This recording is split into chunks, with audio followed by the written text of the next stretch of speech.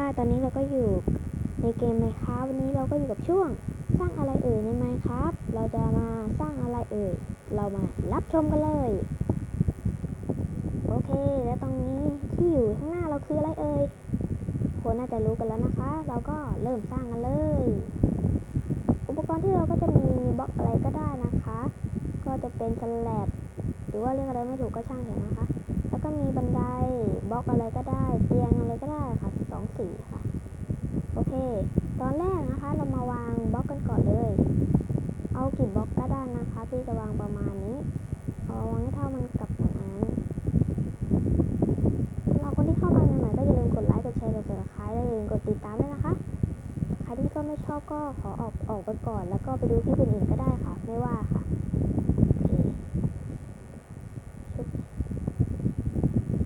ในมือถือนะคะสร้างมือถือก็ไม่ยากนะคะเดี๋ยวจะตัดตอนวางบล็อกโอเคแล้วตอนนี้เราก็สร้างมุมห้องเสร็จเรียบร้อยแล้วนะคะก็คือพอเราสร้างพื้นที่ทุกคนน้องๆจะรอโอเคค่ะอย่างแรกเราก็ต้องเอาสแลบหรือว่าอะไรก็